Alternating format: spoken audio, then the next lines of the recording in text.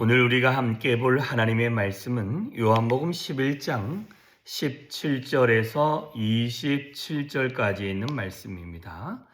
요한복음 11장 17절에서 27절에 있는 말씀 같이 읽겠습니다. 시작. 예수께서 와서 보시니 나사로가 무덤에 있은지 이미 나으리라. 베다니는 예루살렘에서 가깝기가 한 오리쯤 되매 많은 유대인이 마르다와 마리아에게 그 오라비의 일로 위문하러 왔더니 마르다는 예수께서 오신다는 말을 듣고 곧 나가 맞이하되 마리아는 집에 앉았더라. 마르다가 예수께 여짜오되 주께서 여기 계셨더라면 내 오라비가 죽지 아니하였겠나이다. 그러나 나는 이제라도 주께서 무엇이든지 하나님께 구하시는 것을 하나님이 주실 줄을 아나이다. 예수께서 이르시되 내 오라비가 다시 살아나리라. 마르다가 이르되 마지막 날 부활 때에는 다시 살아날 줄을 내가 아나이다. 예수께서 이르시되 나는 부활이요 생명이니 나를 믿는 자는 죽어도 살겠고 무릇 살아서 나를 믿는 자는 영원히 죽지 아니하리니 이것을 내가 믿느냐. 이르되 주여 그러하외다.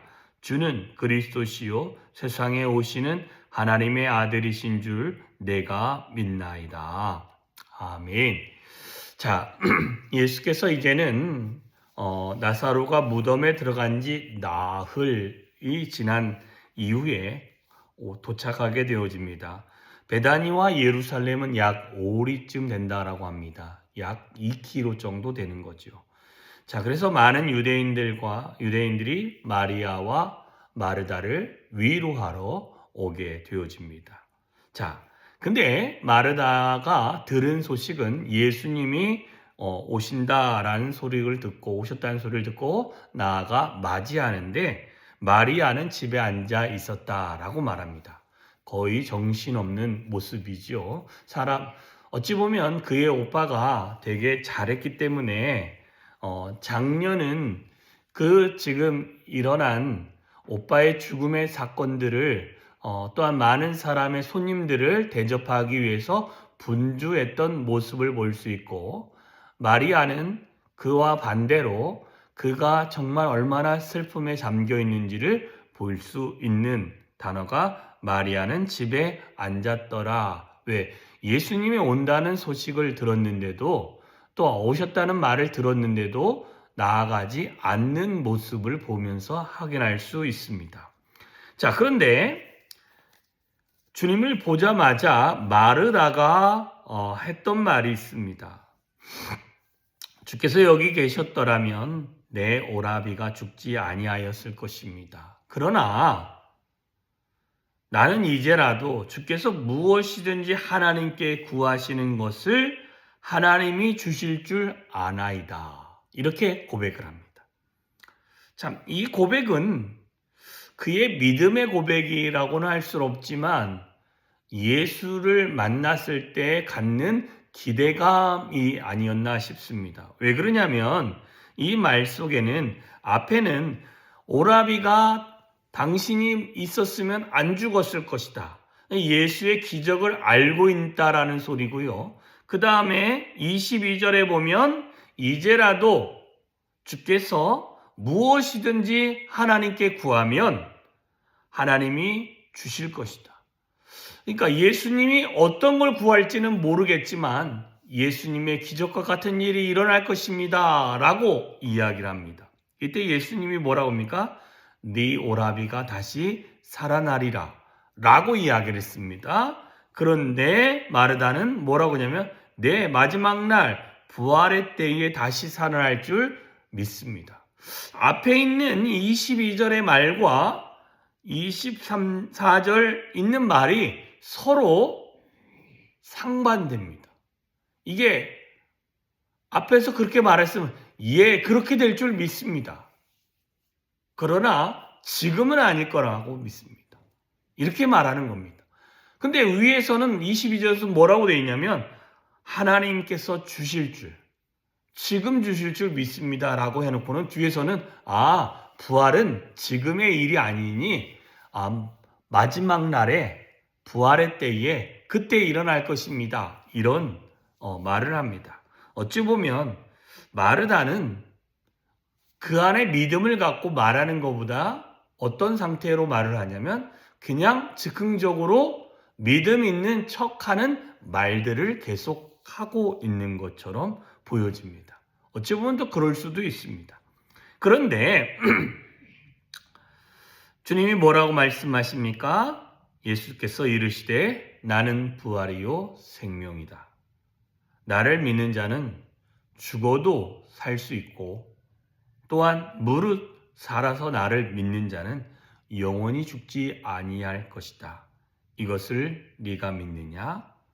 주여 그래하이다. 주는 그리스도시요 세상에 오실 하나님의 아들이신 줄 내가 믿나이다. 바르게 뒤에서는 신앙 고백을 합니다. 근데도 마르다 안에서는 결코 예수님의 이 말씀을 100% 이해한 것도 아니고 뿐만 아니라 그런 기적이 일어날 거라고 생각하지 아니했습니다. 주님이 뭐라고 말씀하십니까? 나는 부활이다. 나는 다시 살아날 수 있는 자고 나는 그래서 생명이다. 그래서 이런 부분을 어떤 분은 이렇게 주석을 해놨습니다. 예수님은 부활과 생명이면서 곧 풍성한 생명을 소유한 사람이다 라고 이야기를 하고 뿐만 아니라 그에게 죽음은 생명을 삼키지 못하는 무력한 통과 의례일 뿐이며 우리의 믿음은 부활을 기다리기만 하는 것이 아니라 예수를 따르며 지금 적극 누리는 것이다 라고 이야기를 해 놓았습니다. 그런데 부활의 본질은 생명의 원천이신 예수님과의 관계다라고도 이렇게 주석을 해놨습니다. 그런데 이 내용들을 좀 바탕으로 좀 생각을 해보니 뭐냐면 나는 부활이다. 예수님은 그분 자체가 다시 살아날 수 있는 살아나는 소망이었고 또한 생명이었다라는 것입니다. 그래서 죽은 자들은 나를 믿는 자는 죽었지만 살아나게 될 것이고 부활하게 될 것이고 나는 부활이다라는 말을 다시 한번 하죠. 무릇 살아서 나를 믿는 자는 생명이다라고 말씀이 있습니다. 영원히 죽지 아니하는 영원한 생명을 우리에게 선물로 주어질 것이다. 이것을 우리가 믿어야 될 줄 믿습니다. 그래서 예수는 죽은 자에게는 부활로 임하는 구주고 살아있는 자에게는 영원한 생명을 우리에게 선물하신 구주이신 줄 믿어야 될 줄 믿습니다. 그래서 부활이요 생명이신 이 예수님이 저와 여러분에게 예수를 믿으면 죽어도 다시 살아나는 소망이 있고 뿐만 아니라 살아서 지금 믿고 있다면 우리는 부활신앙을 갖고 우리가 매일매일을 살아가야 될 줄 믿습니다. 부활신앙은 현재를 주님과 함께 살아가며 그 관계를 유지하면서 영생을 소망하며 영원한 삶을 기대하는 삶의 연속이다라고 우리에게 이야기하고 있습니다. 마르다처럼 믿음 있는 것처럼 내 주님이 여기 계셨으면 안 죽었을 것이고 앞으로라도 주님이 무슨 말씀을 하시면 그렇게 될 줄 믿습니다 하는데 주님이 그 어떤 말을 해도 잘 이해하지 못했습니다. 그래서 네 오라비가 살아나리라 했더니 그 말을 믿지 않고 관념적으로 미래에 그렇게 될 줄 믿습니다. 뿐만 아니라 27절에 주는 그리스도시요 세상에 오시는 하나님의 아들이신 줄 내가 믿습니다. 그러나 죽은 사람을 살려내는 것은 내가 믿을 수 없습니다.